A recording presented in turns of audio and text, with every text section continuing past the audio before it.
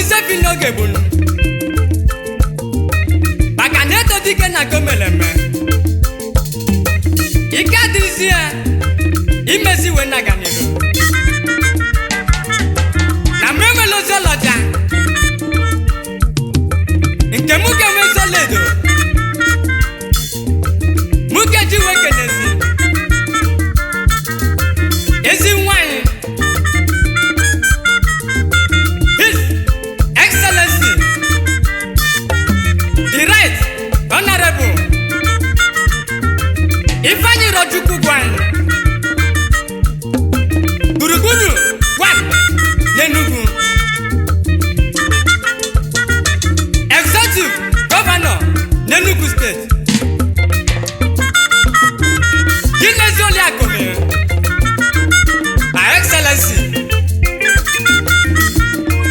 Mrs. Monica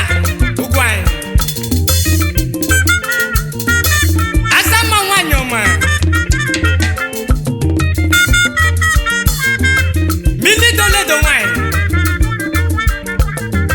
Ọmụma Salụ na Mekene Oyo Amala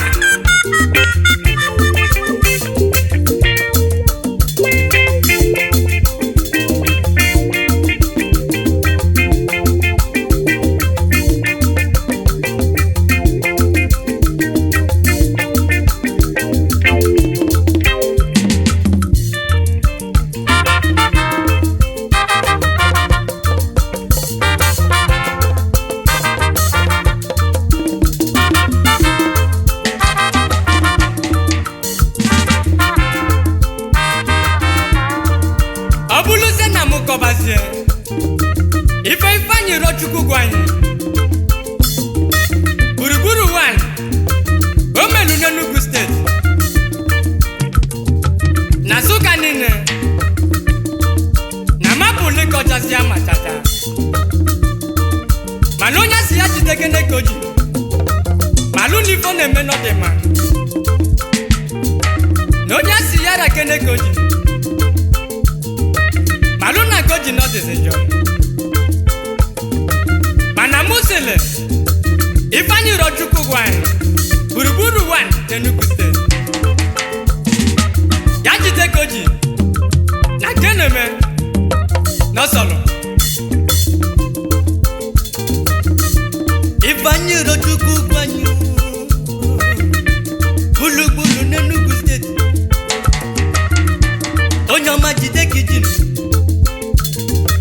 Luro magiga batenu nunu Maganugo mano melugo di mountainu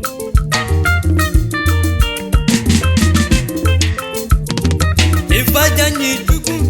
Gburugburu n'ime kanyi Gburugburu n'ime kanyi Ifeanyi Chukwu Gburugburu n'ime kanyi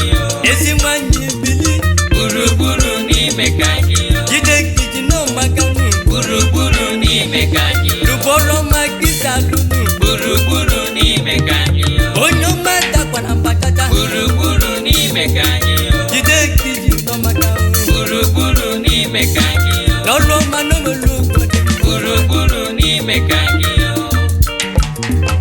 Adaze n'Enugu State No welidi ya na gburugburu Ifeanyi Rochukwu Gwanyị Saluzolu n'Enugu State na vaka anyị na-ekenezi Her Excellency Mrs. Cecilia Ezilo Deputy Governor n'Enugu State Ugegbe Nwanyọma Asama Nwanyọma Mama Gold Olumekene and you won't get this Honorable Commissioner High Chief also Demitus okay Commissioner for Insect n'Enugu State Oranyelugo 1 of Oba Omeru Mogbenye 1 Asuka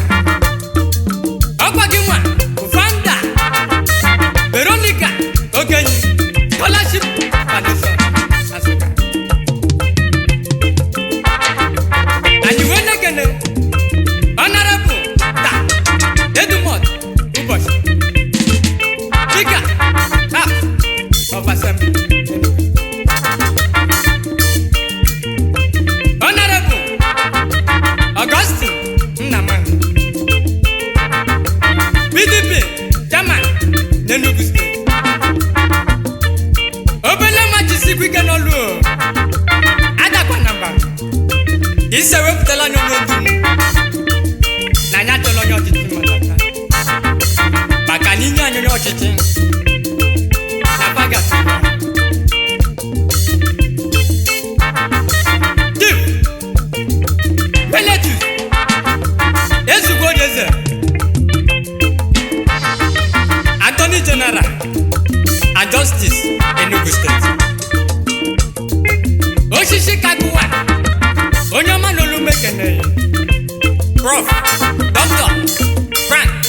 Omeja Osofia Edwona Oba STA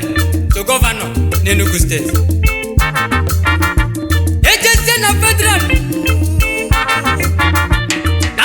Kamba Basilo Yumunu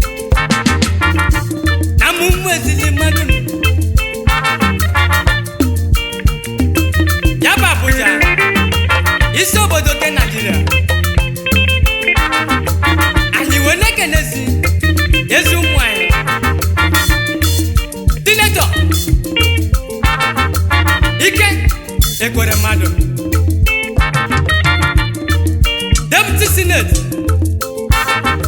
Federal Republic of Nigeria Ike Ọha Ike anyị jeje mba onye ọma n'ọgadele Senator Barrister Chukwuka Utasi Senator representing Enugu North Senatorial District Enugu Honorable Dr. Pat Ozokoja Asadu na House of Reps Kinos na Abuja onye ọmụnụ jisike unu chili Nigeria jebenu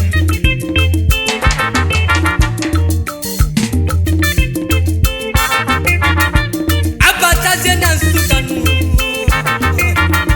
n'onwere ndị fọma na dị mmanụ ndị bunyelu m kwekenenu dị m kenezi nwana Ifeanyi Chukwu gwanyị gburugburu wanu n'Enugu State. His Royal Highness Igwe Patrick Eze Ọha Kembu Nagali Amala Igwe Waziri His Royal Highness Igwe Diamond Okosisi Itodo Igwe Ndiachi Enugu Chief Dr. Diamond Odomogoro Ọnụwa Ojenamo onye ọma na-ekene Ifeanyi Professor Tambo Ugwu Ọrachawan Nobel Etiti Ezoyo Mekane Chief Festus Anu Berotes Construction Companies Nigeria Limited Prince Onyekachi Eze CEO Dutech Construction Company Honorable Festus Onowu Former Chairman Ogige Main Market Association Honorable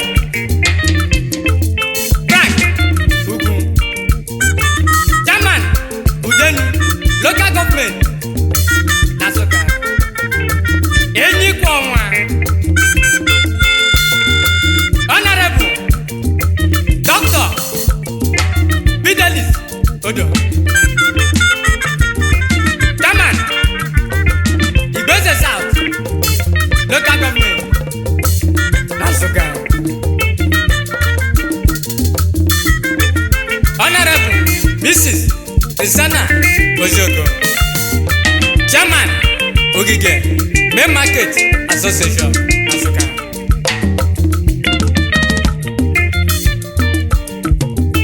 Barrister Tam Otobeze Chikwado Nkembu Dochima Igbo Titi Chief Wilson Agbo Osofia One The Halumona Chief Executive Officer Olive Vegetable Oil Nigeria Comrade Dan Ozuko Iwoha One Ezo Ima Nonyama Bunyekwenu Mekene Timu Bugala Ifanyoro Tukubwa Honorable Tony Ugu Former Chairman Nsuka Local Government Area Prof Rose Ona Chairman Nsuka Local Government Najoma Bunyelu Mekene Timu Bugara Ifanyoro Tukubwa Nifombe Lanyelika Chief Titus Mam Ogligowa Namala Onyoma Nekene Prince Emeka Mama Idewan Tupaide Onyoma Nekene Ifanyoro Tukubwa Gijite Kijio Na Kine Menosola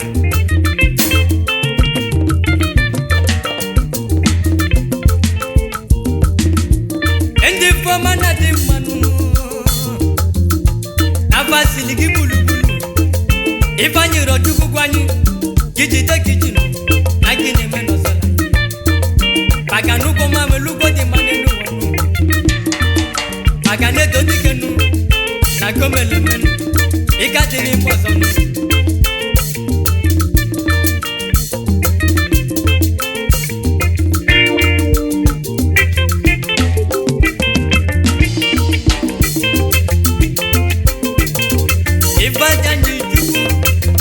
Buru ni mekanyo